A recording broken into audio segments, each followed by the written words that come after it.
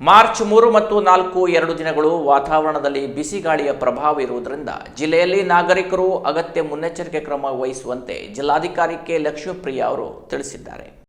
ಈ ಬಗ್ಗೆ ಪ್ರಕಟಣೆ ನೀಡಿರುವ ಡಿಸಿಯವರು ಇನ್ನೆರಡು ದಿನಗಳು ಮಧ್ಯಾಹ್ನ 12ರಿಂದ 3ರವರೆಗೆ ಬಿಸಿಲಿನಲ್ಲಿ ಅನಗತ್ಯ ಓಡಾಡಬೇಡಿ, ಹೆಚ್ಚಾಗಿ ಬಾಯಾರಿಕೆ ಇಲ್ಲದಿದ್ದರೂ ಸಾಕಷ್ಟು ನೀರು ಕುಡಿಯಿರಿ, ಸಾಧ್ಯವಾದಷ್ಟು ಹಗುರವಾದ ತಿಳಿ ಬಣ್ಣದ ಸಡಿಲವಾದ ಮತ್ತು ರಂಧ್ರವಿರುವ ಹತ್ತಿ ಬಟ್ಟೆಗಳನ್ನು ಧರಿಸುವ ಜೊತೆಗೆ ಬಿಸಿಲಿನಲ್ಲಿ ಹೋಗುವಾಗ ರಕ್ಷಣಾತ್ಮಕ ಕನ್ನಡಕಗಳು, ಛತ್ರಿ, ಟೋಪಿ, ಬೂಟುಗಳು ಅಥವಾ ಚಪ್ಪಲ್ಗಳನ್ನು ಬಳಸಿ ಹೊರಗಿನ ತಾಪಮಾನ ಹೆಚ್ಚಿರುವಾಗ ಶ್ರಮದಾಯಕ ಚಟುವಟಿಕೆಗಳನ್ನು ತಪ್ಪಿಸಿ ಹೊರಗೆ ಹೋಗುವಾಗ ಟೋಪಿ ಅಥವಾ ಛತ್ರಿ ಬಳಸಿ ಮತ್ತು ನಿಮ್ಮ ತಲೆ ಕುತ್ತಿಗೆ ಮುಖ ಮತ್ತು ಕೈಕಾಲುಗಳ ಮೇಲೆ ಒದ್ದೆಯಾದ ಬಟ್ಟೆಯನ್ನ ಬಳಸಿ ನಿಲ್ಲಿಸಿದ ವಾಹನಗಳಲ್ಲಿ ಮಕ್ಕಳನ್ನು ಅಥವಾ ಸಾಕು ಪ್ರಾಣಿಗಳನ್ನ ಬಿಡಬೇಡಿ.